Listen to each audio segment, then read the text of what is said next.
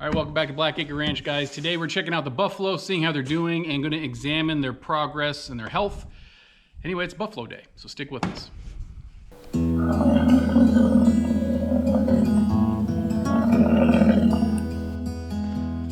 All right, guys, look at it in front of us. We've got a bunch of hay. So we actually have all of our hay here, just filling you in on the details and get you kind of caught up to where we're at. We just received our last 20 bales over here. So this is that first set that we had, the 9% protein. We did get actually all the rest of the data on all this other stuff. This was our load of 42, I think. No, this was 42. This was the 76 bales. That turned out to be 7.1% protein. And then this is this 42 that we had gotten from the last videos or something like that you saw. That is 8% protein.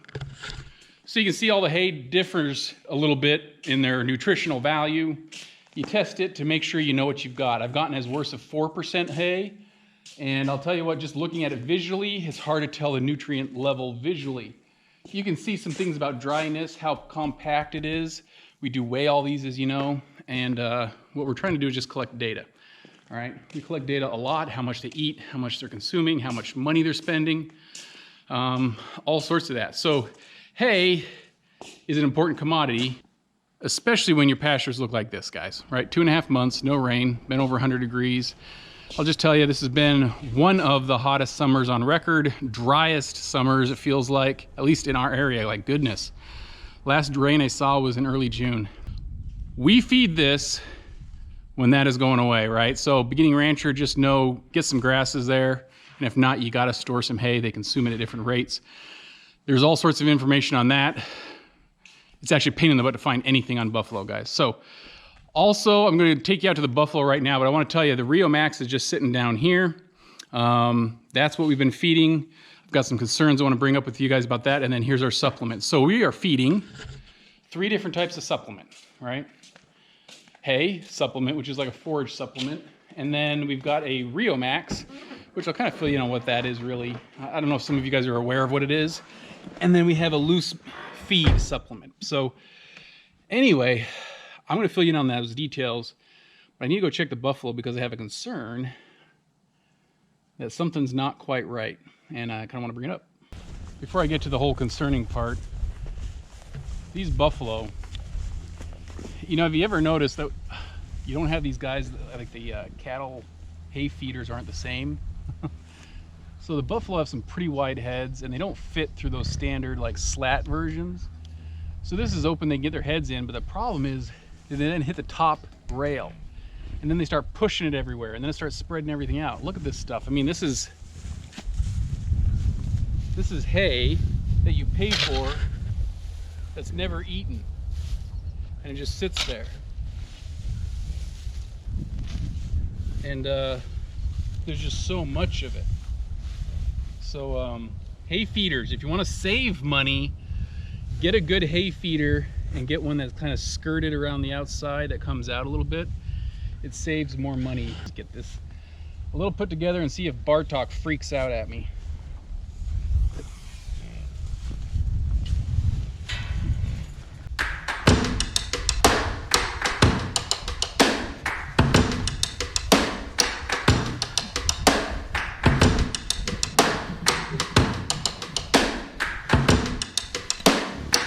You're not going to let me work, are you? He thinks you're here to feed him.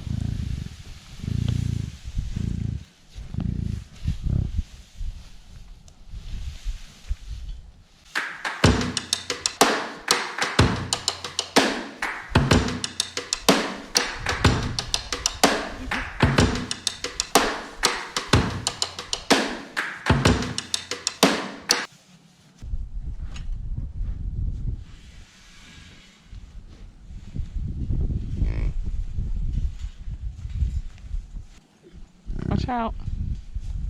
There you go. All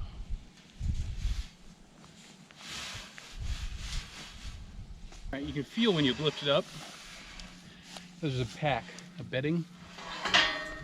And after a while, as it gets moved around in the different hay bales, you'll get pee and poo. So I'm not going too deep, just trying to skim the surface of the fresh stuff. And when you lift it up and you feel a dead weight, you know you got something else that you shouldn't be. So we skimmed it. Now the buffalo seem to be doing really well still. Bartok has been friendly. Hasn't ran anybody over this year like last year. Hopefully now they don't keep moving their hay ring around and they just eat the hay that's there.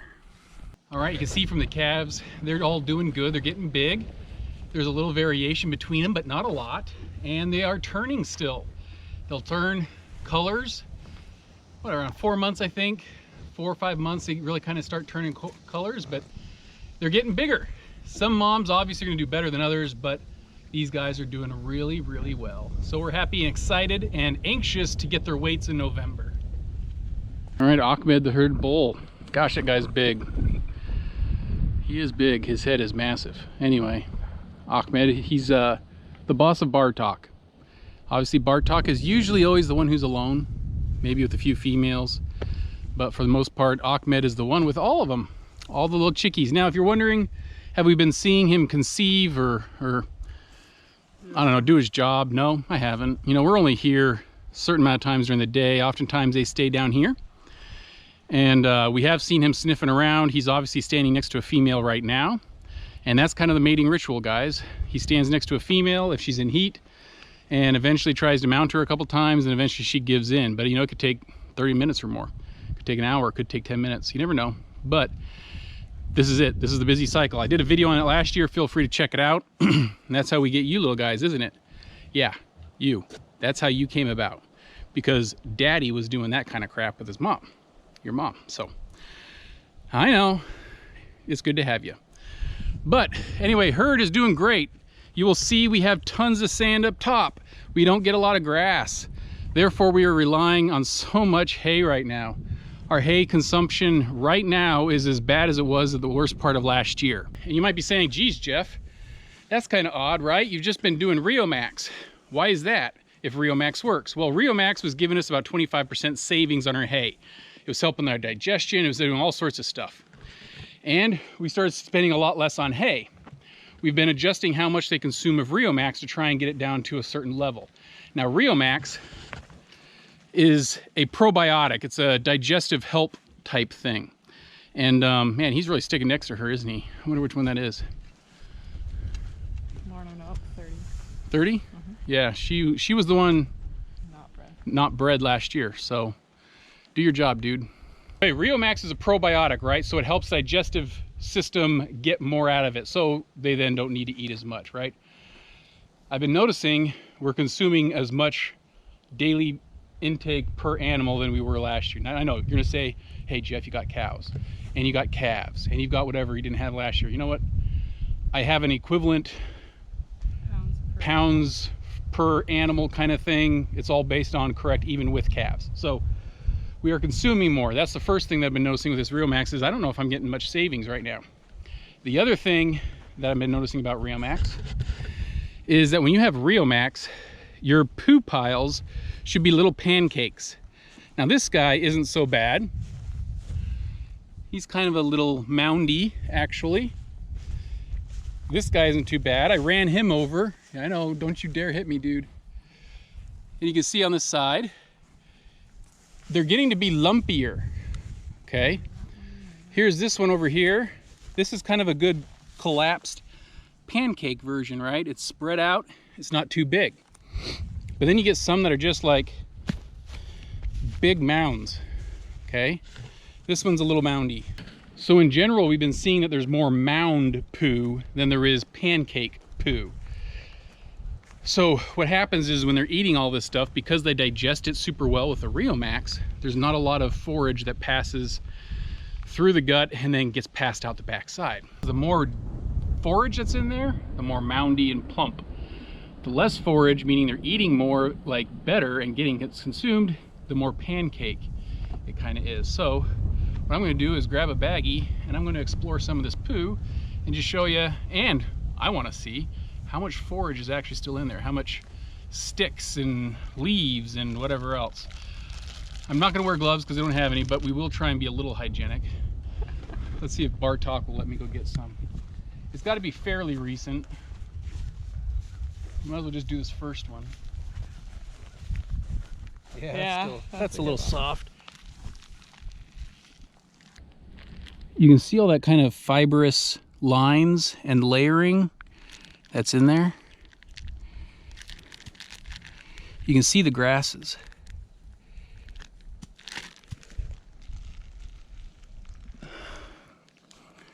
Same over here. You see that before it falls? This is a good one, I think. Yeah, this one's a little still solid, so we may...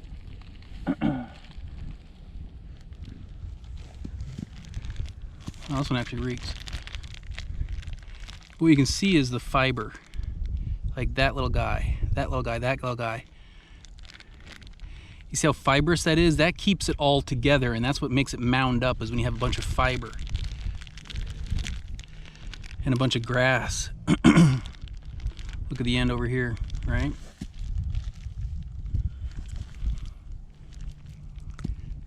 You see all this? Anyway, layering kind of a stuff of different fibers. So I'm seeing all of these things, and I just know, I'm like, I wonder if there's more grass that's being put out than there used to be. So last year when we were doing this, in the fall, they were having a bunch of Riomax, and they were consuming it, and they were doing really, really well. And yeah, it's kind of the same stuff. They were eating a lot less hay, and they're doing well. So that was all positive stuff. But we started seeing pancake poo. If it's not working, then they're gonna go back to mound poo. So I'm seeing more mound poo, and that's what's making me worry that the Riomax isn't working. So here's our general problem with this Riomax that we're having right now. The Riomax is supposed to be, well, it's made for cattle, okay? Buffalo are supposed to consume a certain rate, and oftentimes less than cattle. And so that's about like a quarter pound a day, even an eighth a pound a day, something like that. At that rate, one of these blocks should be going every 10 days.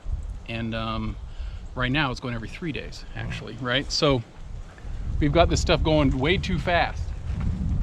And so when they eat it for 3 days, but then have 7 days, gosh, Bartok, you're always with us, aren't you, dude?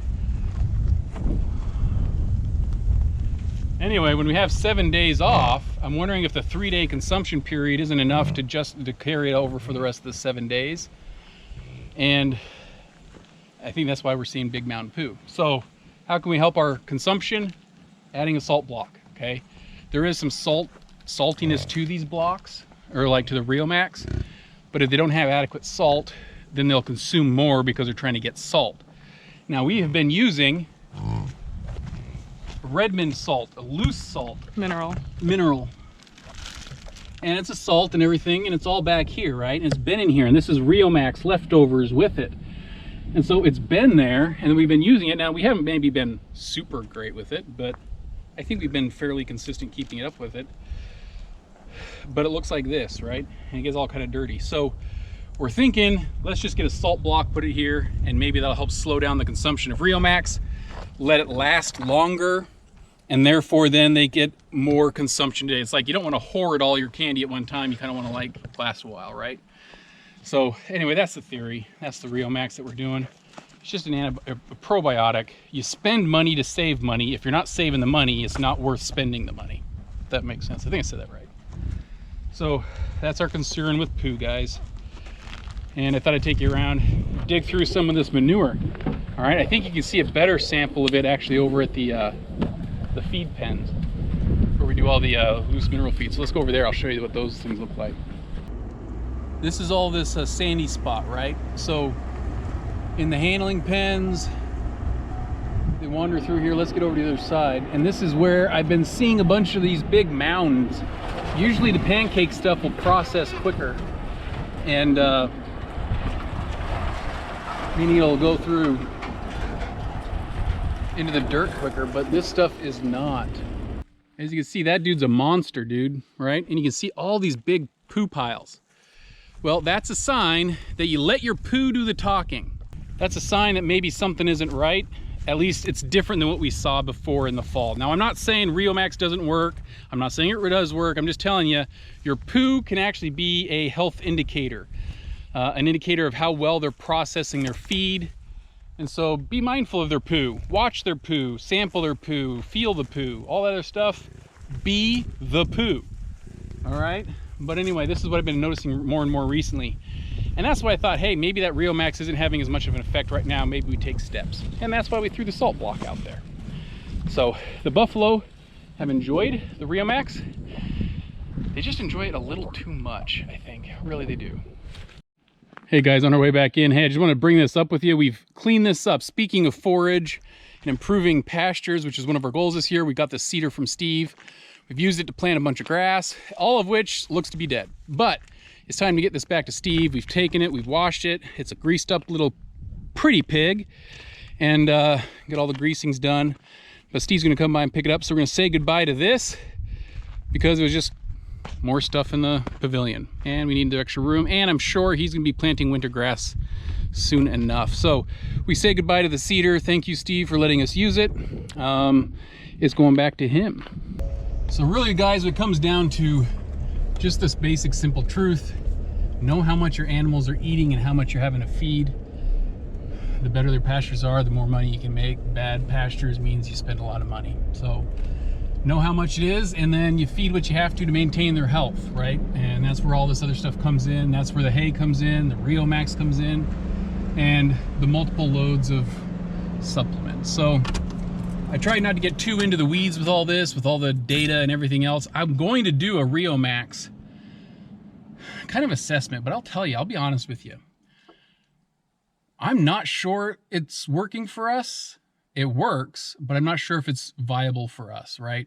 You have to look at all these different things that people show you online and, oh, this is how you do this and that. It's like, especially even feed and other things like that, they can just be so dependent on the size of your operation, the characteristics of your operation. So are cubes better than loose feed, or is it hay better? Or do you just plant a bunch of seed? I mean, whatever it is.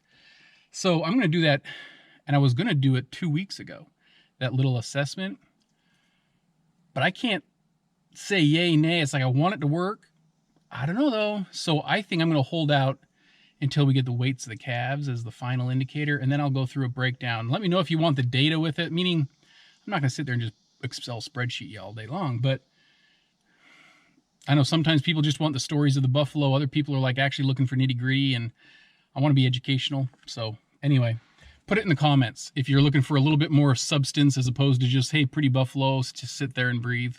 And I'll kind of let you know what I think of the Riomax and of all the data, if it works. So anyway, we're gonna let you go here.